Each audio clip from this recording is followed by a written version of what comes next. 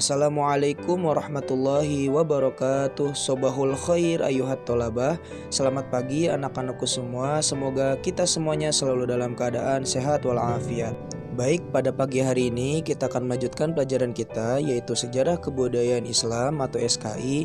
Maka dari itu silakan kalian siapkan buku SKI kalian masing-masing ya.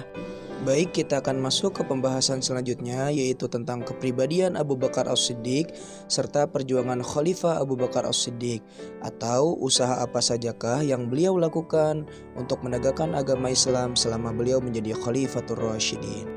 Baik anak-anakku semua, marilah kita mulai pelajaran kita pada pagi hari ini dengan mengucapkan basmalah. Bismillahirrahmanirrahim. Silahkan kalian buka buku kalian di halaman 86. Jadi sambil kalian mendengarkan video penjelasan ini, kalian juga harus membuka buku kalian supaya belajar kita lebih maksimal.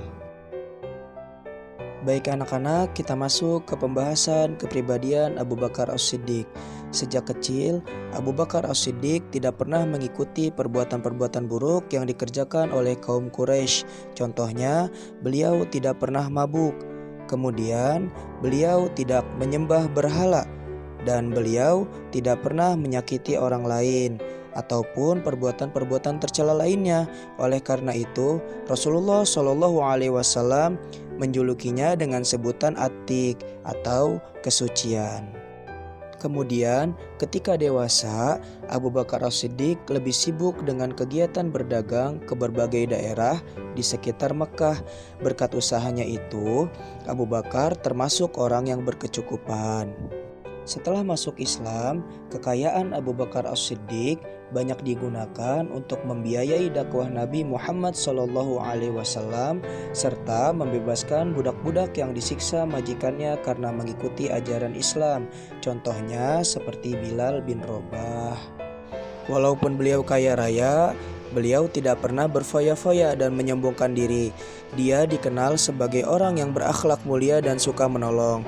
Oleh karena itu, banyak orang yang menyukainya dan berteman baik dengannya. Baik anak-anak, kita masuk ke pembahasan selanjutnya, yaitu tentang perjuangan Khalifah Abu Bakar As-Siddiq. Akan tetapi, yang akan kita bahas pada video ini hanya tentang perjuangan beliau dalam memerangi kaum murtad dan nabi palsu. Setelah Nabi wafat, banyak suku yang memberontak terhadap kaum muslimin. Mereka tidak lagi tunduk dan taat kepada khalifah yang menggantikan Rasulullah Shallallahu Alaihi Wasallam. Di antara mereka yang telah masuk Islam, banyak pula yang menyatakan keluar dari Islam atau murtad. Golongan yang murtad ini berasal dari yang pertama adalah Bani Asad, kemudian Bani Gotofan, daerah Bahrain, Aman, Najir, dan Yamamah. Di samping itu, banyak juga orang yang mengaku-ngaku sebagai nabi.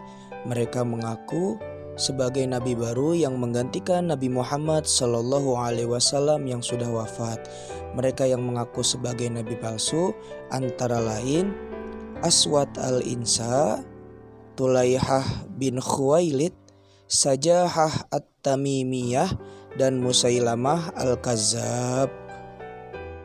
Kemudian terjadilah peperangan antara pasukan Islam melawan kaum murtad dan nabi palsu. Dalam hal ini Abu Bakar radhiyallahu anhu berpesan kepada setiap panglima pasukan agar mereka terlebih dahulu mengajak kaum murtad untuk kembali kepada Islam dan patuh kepada khalifah.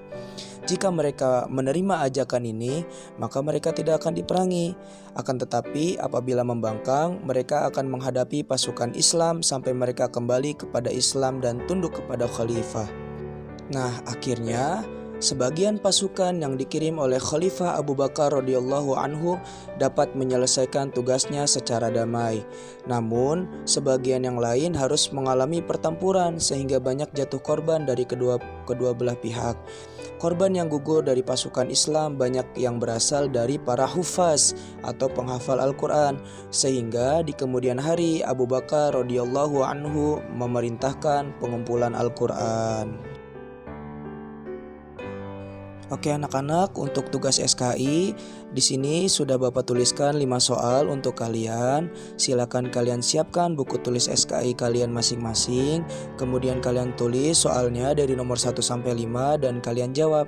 Kemudian kalian foto tugas kalian dan foto kalian sedang mengerjakan tugas. Kemudian kirimkan ke Bapak melalui Japri ya. Terima kasih anak-anak semua. Wassalamualaikum warahmatullahi wabarakatuh.